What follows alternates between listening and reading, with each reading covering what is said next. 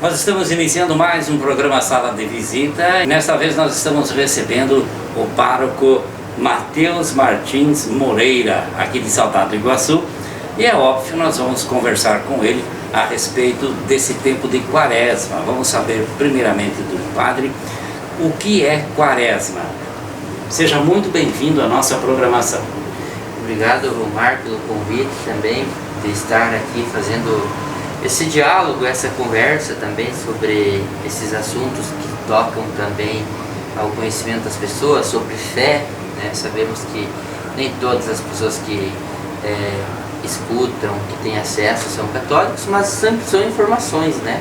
Para que a gente cresça, assim como também fala a campanha da fraternidade esse ano, que é ecumênica, né? Que a gente aprenda com as diferenças uns dos outros, né? Então, estamos aí aproveitando essa oportunidade que aqui a rádio também disponibiliza para fazermos esse momento também, que já é algo que a própria campanha da fraternidade sugere para nós, né?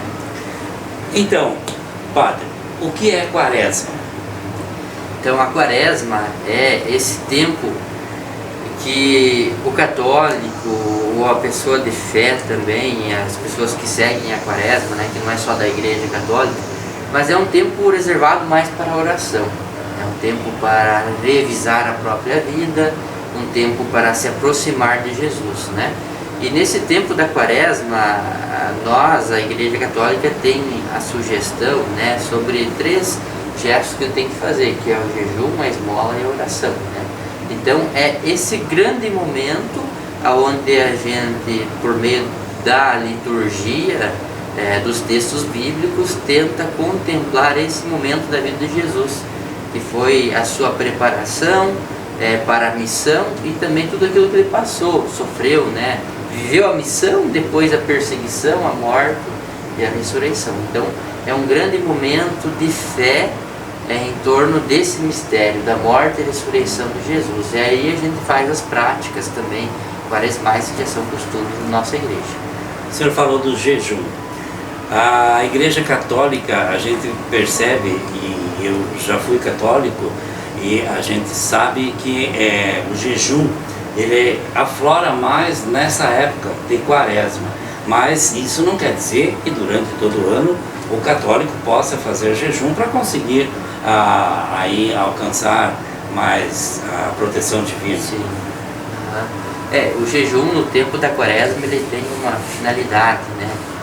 Que seria eu economizar um pouquinho do meu dinheiro para mim conseguir fazer a caridade, né? Como eu falo, jejum, esmola e oração, né? Então, assim, na quarta-feira de cinzas, a igreja convoca, né, todos os católicos a fazer um dia de jejum, um dia de jejum de penitência.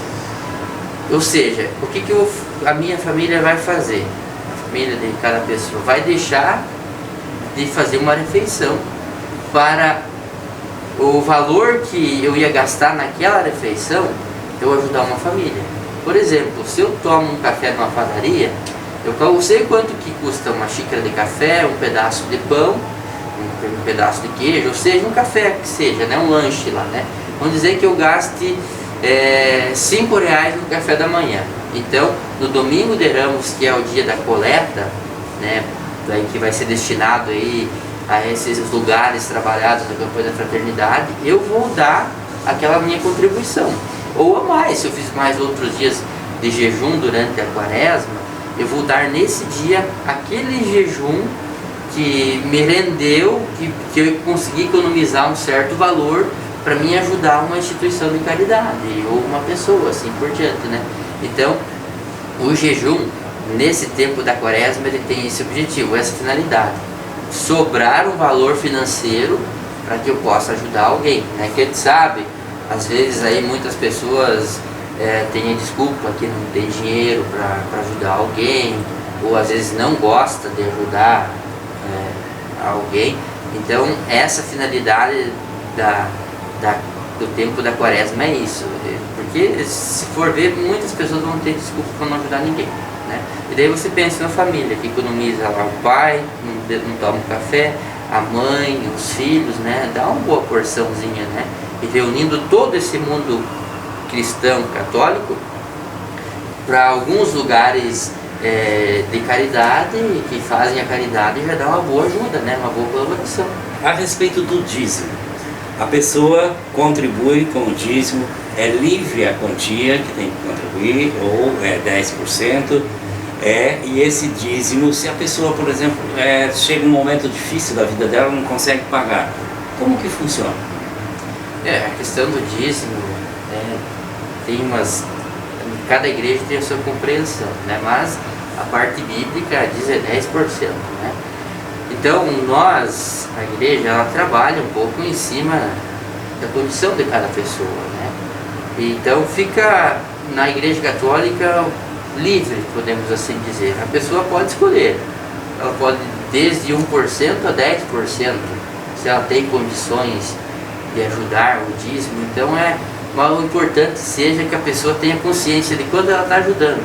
Não simplesmente, vou dar 10 reais, dar 20 reais, 30 reais, algo assim que não passe pela organização familiar, né? A pessoa, por exemplo, assim, quando vai dar o seu dízimo, ela tem que mais ou menos calcular, né? Quanto que ela gasta no mercado, quanto ela gasta em transporte, e também assim quanto que é o valor que ela ganha, as despesas de aluguel e tantas outras coisas, né?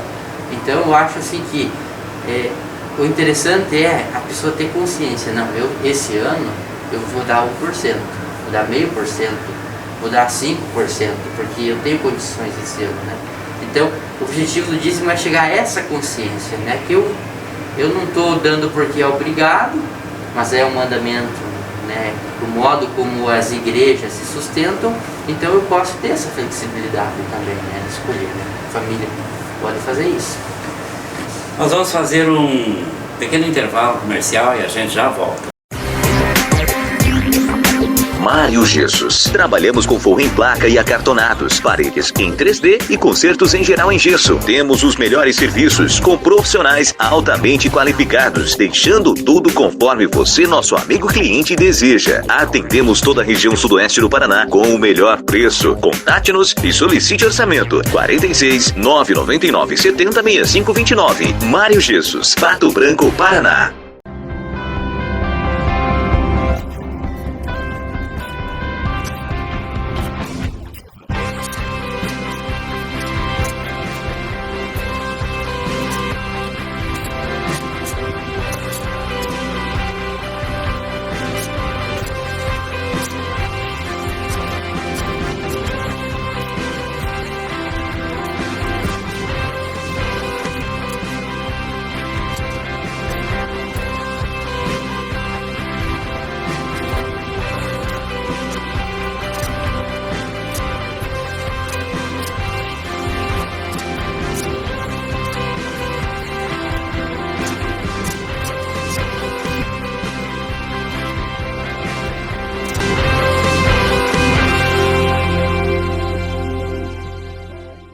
Estamos de volta agora aqui com o Padre Mateus, aqui de Salgado do Iguaçu. Nós estamos conversando a respeito da quaresma, do dízimo, e no nosso programa, o Sala de Visita, que vai aí, entra ao ar aí no Facebook, no portal Tertúlia News, todos os sábados, às 13 horas e 30 minutos, e ele fica no topo da página durante o final de semana, para que você possa acompanhar aqui os nossos bate-papos que a gente faz. E como sempre, nós não temos um tema específico. A gente fala de esporte, fala de política, fala de saúde agora, né? Está tão em voga, né? E agora, hoje, falando pela primeira vez aqui sobre religião com o Padre Mateus, aqui de Salgado do Iguaçu.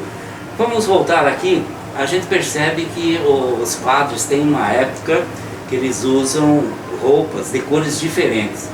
E eu gostaria que o senhor explicasse essas cores e o significado delas, né? Para que quem não é católico, mas que percebe as coisas, que gosta de estudar religião, fique sabendo mais detalhadamente sobre isso. Sim, isso. Então a igreja, nos seus ritos litúrgicos, né? Ela tem, o padre usa a túnica, que é branca, né? Depois tem a estola, que é aquela que fica na vertical, assim, né? E por cima ainda né, usa a casula, que é toda aquela veste grande assim que fica por cima de todas as outras vestes, né. As cores relacionadas tanto à casula quanto às estolas, né. Então tem o roxo, tem o vermelho, o verde e o branco, né, que são as cores mais usadas. De vez em quando assim usa-se o dourado também para substituir o branco, né, pela questão de uma cerimônia assim um pouco mais festiva, né, mais alegre. Então o roxo ele é usado nos tempos penitenciais da igreja, né, por exemplo o tempo da quaresma e o tempo do advento, né, que é um tempo de espera, e também nos funerais, né, ou seja, é uma cor assim que marca um pouco mais essa espera, a espera de algo que vai acontecer. Por exemplo, na quaresma, a espera da ressurreição, no Natal, no tempo do advento, a espera do nascimento do menino Jesus, e também na celebração da exéquia, nos funerais, essa espera do reino de Deus, da vida nova, da ressurreição, né? Então ele tem esse sentido que é de espera e de penitência também, e é usado também nas confissões. A cor branca ela é usada nos momentos festivos da igreja, né? Por exemplo, na Páscoa é branco, no Natal é branco, quando se comemora algum santo que não foi mártir, por exemplo, santas que morreram virgem, ou pessoas assim que viveram uma vida tranquila de santidade e morreram, né? Então se usa o branco, né?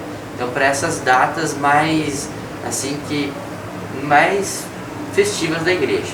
O vermelho se usa em momentos de martírio, né?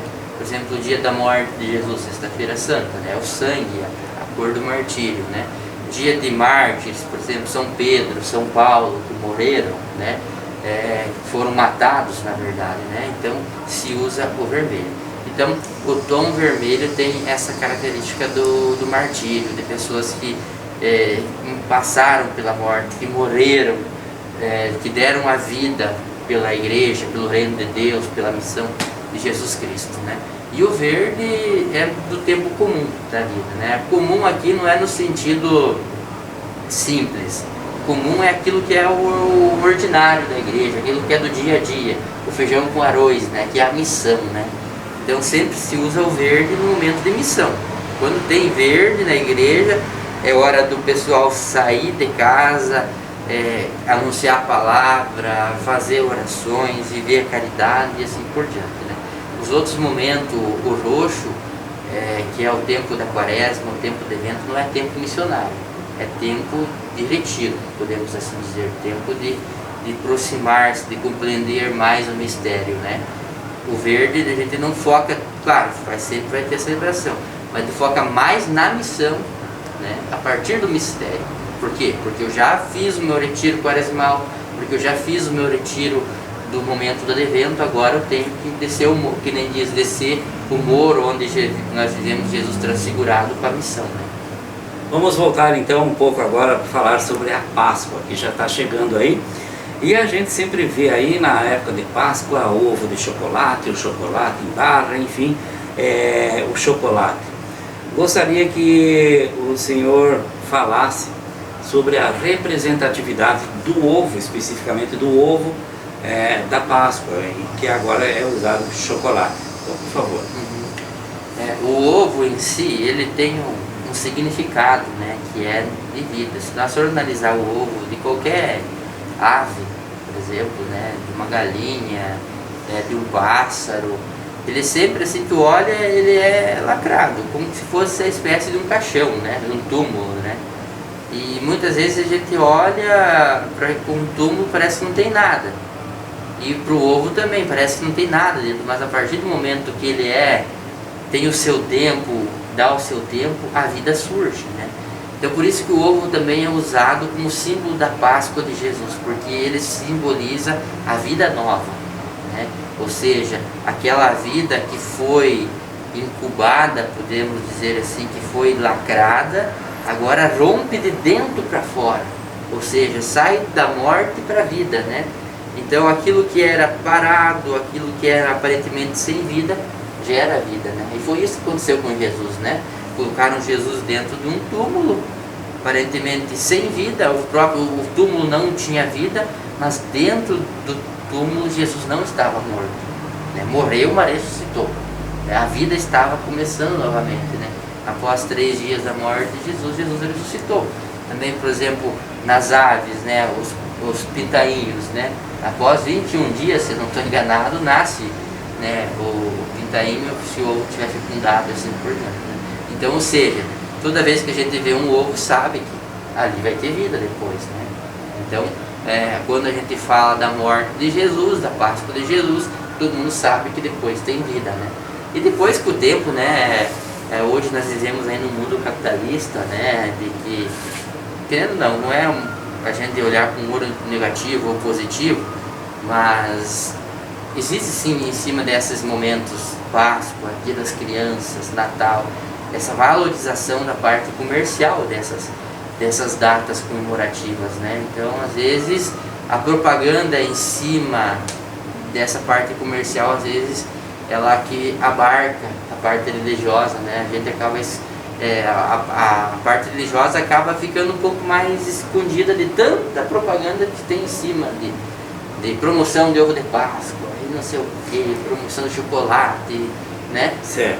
Então, de certa forma, esse ovo de chocolate está praticamente substituindo o verdadeiro significado da Páscoa, que é o renascimento, que é o recomeço. Exato. A vida nova, né? É a vida nova. Se confunde muito, tipo, talvez uma coisa não teria nada a ver com a outra, né? Não teria problema nenhuma das duas ter. O problema é que se foca muito em cima disso, né?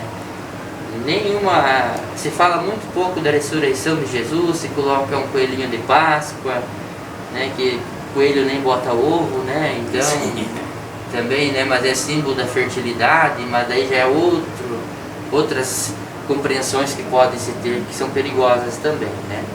Então, eu acho assim que não teria problema nenhum, mas o problema hoje é que você, às vezes, muitas famílias dão para as crianças o ovo de chocolate, se fala do coelhinho de Páscoa, na escola, às vezes se trabalha a Páscoa a partir do coelhinho e se esquece o lado de Jesus, né? Certo. Eu gostaria de deixar o espaço aberto, e claro que daria para a gente conversar um tempo muito grande a respeito da Páscoa, enfim, da religião católica, mas eu quero deixar o espaço para que, se o senhor tenha mais alguma colocação a respeito da campanha da fraternidade, por favor, fique à vontade. Sim, eu acho que eu trouxe até o livrinho aqui, e o livrinho é bem sugestivo, a sua capa, né? O manual da campanha, né? Tem o padre, pastores, pastoras, religiosos, indígenas, trabalhadores, por exemplo aqui o cadeirante também, ou seja, a campanha da fraternidade ela recorda toda essa dimensão que é o povo de Deus, né? E diz que Cristo é nossa paz, do que era dividido se fez uma unidade. Então a campanha da fraternidade tem esse objetivo de recuperar o diálogo, né? A gente não precisa concordar com tudo, mas a gente precisa dialogar, né? Um casamento, uma vida familiar, nem sempre os filhos concordam com os pais, nem sempre o esposo, a esposa se entendem, mas eles têm que dialogar, eles não têm outra saída. Quando acaba o diálogo, as estruturas da nossa vida vão se enfraquecendo, né? A família se enfraquece, o trabalho se enfraquece. Quando falta um diálogo, essa conversa, assim, a gente nem se coloca no caminho do entendimento, né?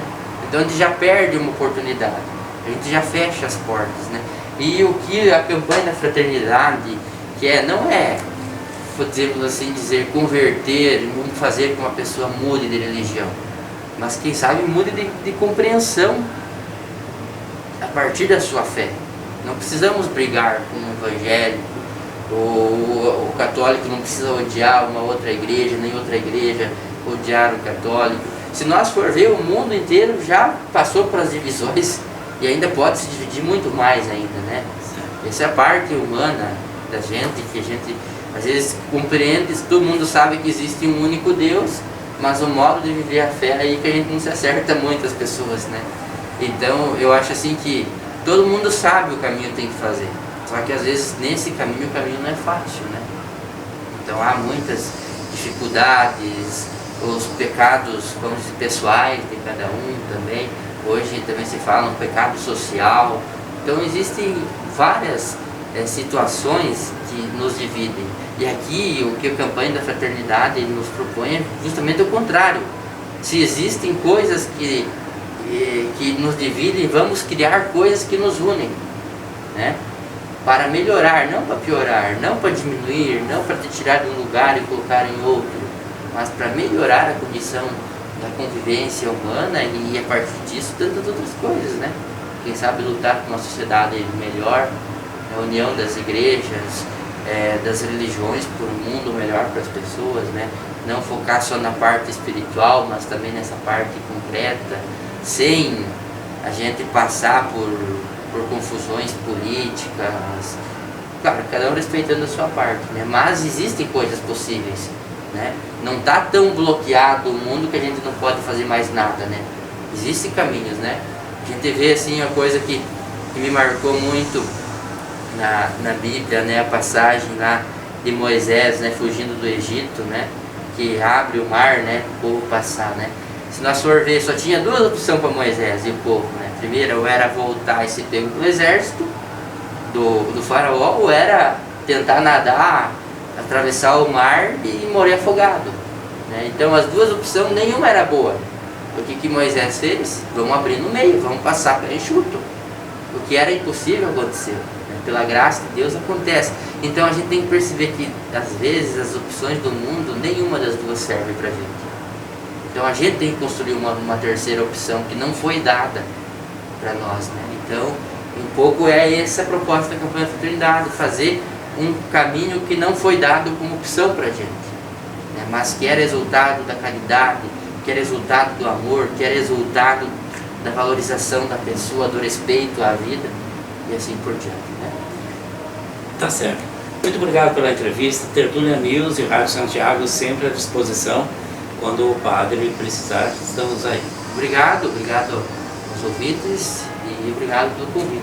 No próximo sábado nós estaremos aqui com mais uma pessoa de destaque na nossa sociedade falando a respeito do seu campo de trabalho.